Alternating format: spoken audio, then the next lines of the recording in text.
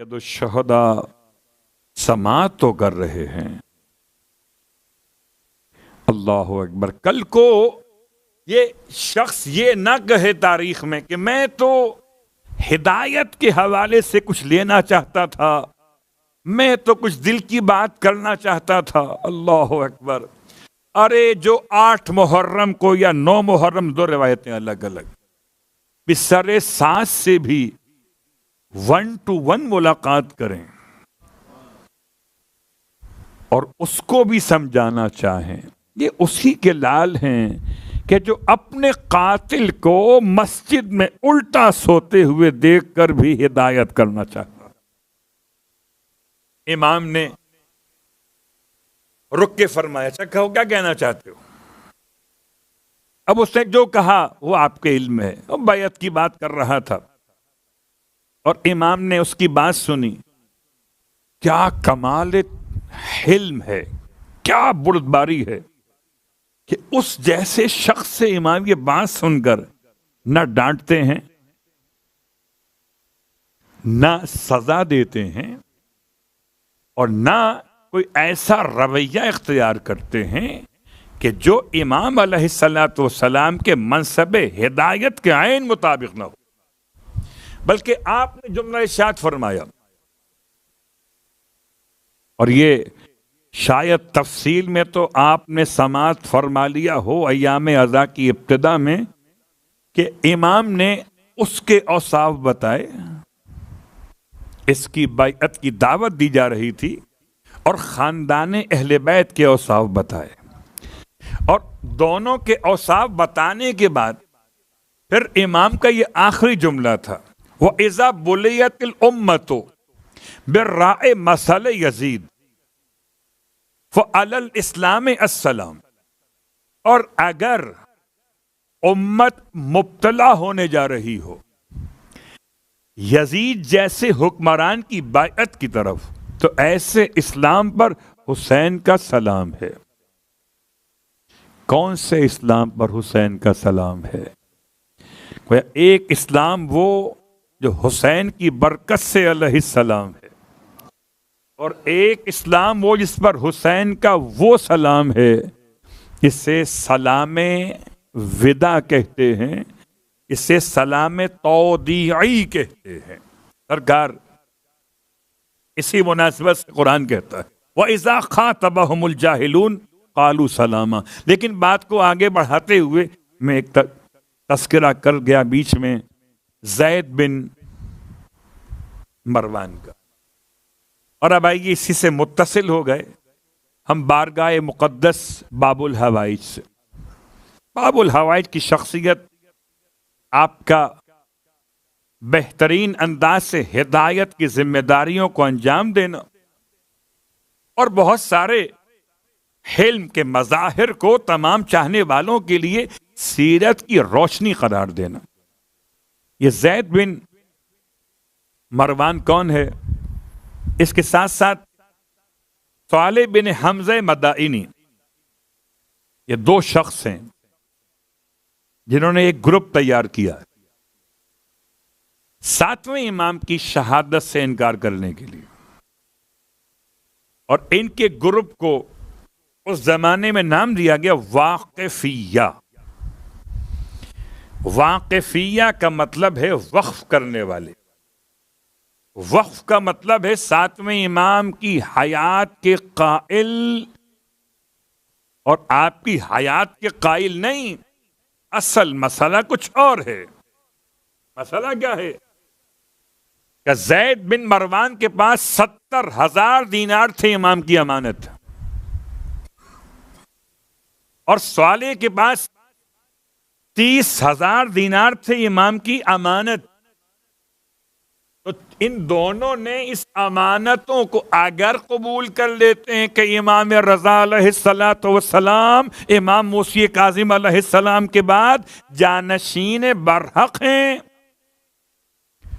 تو اس کا مطلب ہے ان کو ان امانتوں کو امام کے جانشین کی طرف پلٹانا ہوگا۔ اور اب پیسوں نے کیا کچھ نہیں کروایا، اللہ اکبر، کیسے کیسے عقیدے بنائے گئے، امام کی حیا، امام کی شہادت کا انکار کیا گیا، اور امام رضا کی خدمت میں آ کر انہوں نے باقاعدہ امام سے مباحثہ بھی کیا،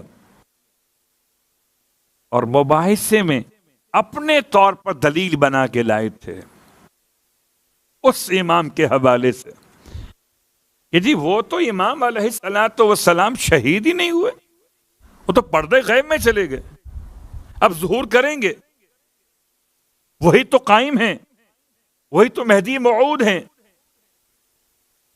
کتنا حسین لگتا ہے امام زمان کو دور سمجھنا، جب آئیں گے تب دیکھا جائے گا، ابھی تو ہمیں صلوات پڑھے محمد والے۔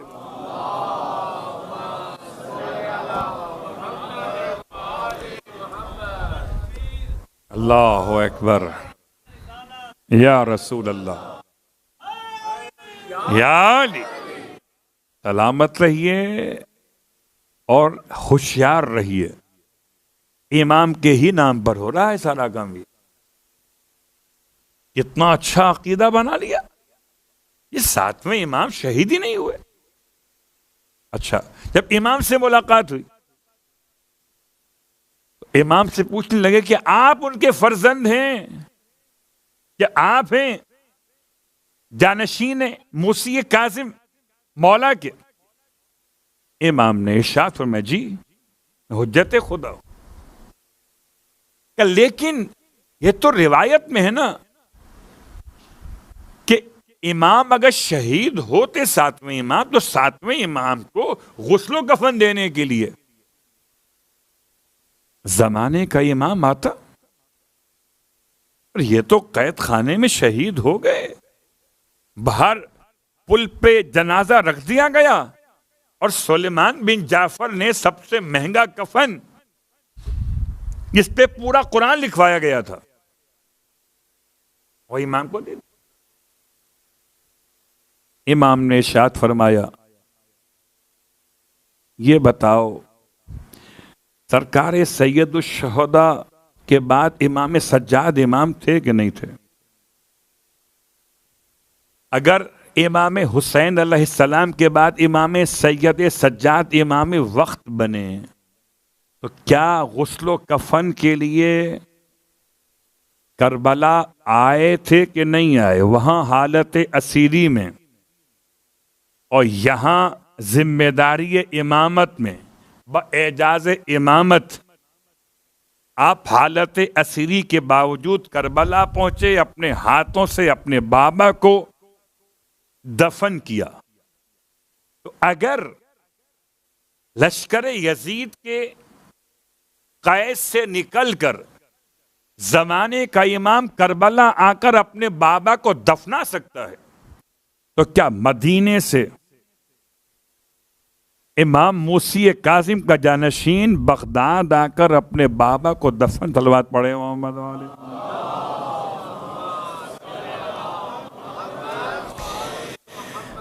تو یہ نام درمیان میں لفظ کی بنیاد پر آ گئے زید بن مروان کے حوالے سے۔ امام کی شخصیت کی بات ہو رہی تھی، ساتویں امام کی شخصیت میں آپ کے علم کے اعتبار سے بہت سارے ایسے مسائل جن میں سے صرف دو باتیں بیان کرنا چاہوں گا۔ پہلی بات، امام نے ارشاد فرمایا ہشام سے، سب سے زیادہ امام کے فرامین ہشام سے ہی روایت کیے گئے ہیں۔ امام فرماتے ہیں ہشام سے کہ ہشام اِنَّ لِكُلِّ شَيْءٍ دلیل، بے شک کہ ہر شے کے لیے ایک دلیل ہے، وَدَلِيلُ الْعَاقِلِ التَّفَكُّرُ، اور عاقل کی دلیل ہے تفکر۔ عاقل کی پہچان بولنے سے نہیں ہے، عاقل کی پہچان سوچنے سے ہے۔ وَدَلِيلُ التَّفَكُّرِ الصَّمْتُ یا صُمْتُ، اور تفکر کی دلیل یہ ہے کہ انسان خاموش رہتا ہے، گویا جو بول رہا ہو وہ سوچ نہیں رہا ہوتا، اور جو سوچ رہا ہو وہ بول نہیں رہا ہوتا۔ سوچنا اتنی بڑی عبادت ہے کہ ایک لہجے کی فکر خدا، تفکر پروردگار 1 سال کی عبادت سے زیادہ افضل ہے۔ اللہ اکبر۔ امام ارشاد فرماتے ہیں وَلِكُلِّ شَيْءٍ مَطِیَّةٌ، اور ہر شے کی ایک سواری ہے، مطیۃ، وَمَطِیَّةُ الْعَاقِلِ التَّوَاضُعُ، اور عاقل کی سواری ہے انکساری۔ اللہ اکبر۔ امام ارشاد فرماتے ہیں اور جاہل کے لیے اتنا ہی کہہ دینا کافی ہے کہ جس سے سوار ہونے سے اسے منع کیا جائے اسی پہ سوار ہو جائے۔ وَكَفَى بِالْمَرْءِ جَهْلًا أَن تَرْكَبْ مِمَّا نَهَيْتَ عَنْهُ، جس سے منع کیا جائے اس پہ سوار ہو جائے۔ پھر امام ارشاد فرماتے اور یہ امام کے مقدس کلمات کا وہ حصہ کہ جہاں پر ہشام سے امام نے عقل کے موضوع پر گفتگو فرمائی کہ پروردگار نے ہشام سب سے پہلے روحانیین میں سے اپنے نور سے عقل کو بنایا، عرش کے دائیں طرف رکھا اسے، اور اس کے بعد پروردگار نے ظلمتوں کے گہرائیوں سے جہل کو بنایا۔ عجیب بات ہے، کبھی واقعا سمجھ میں نہیں آتا، ہم میں خیال کرتے ہیں شاید کسی کی ضد مخلوق نہیں ہو سکتی ہے۔ کیا مطلب ہے؟ اگر رات کی تعریف کریں کہ دن کی ضد ہے، تو اگر دن بنایا ہے تو کیا رات بھی بنائی ہے؟ اگر نور بنایا ہے تو کیا ظلمت بھی بنائی ہے؟ جی بالکل، بالکل ایسے جیسے خدا نے موت بھی بنائی ہے اور حیات بھی بنائی ہے۔ موت حیات کی ضد ان معنی میں نہیں ہے کہ حیات کے نہ ہونے کو موت کہتے ہیں، بہت سے زندہ ہیں پھر بھی انہیں مردہ کہتے ہیں، اور بہت سے مردہ ہوں تب بھی انہیں زندہ کہا جاتا ہے۔ خدا کا بڑا احسان ہے کہ باقی شہید تو اپنے مقام پر ہوتے ہی ہیں، محبت آل محمد میں تو مردے کے شانے ہلا ہلا کر کہتے ہیں سن اور سمجھ۔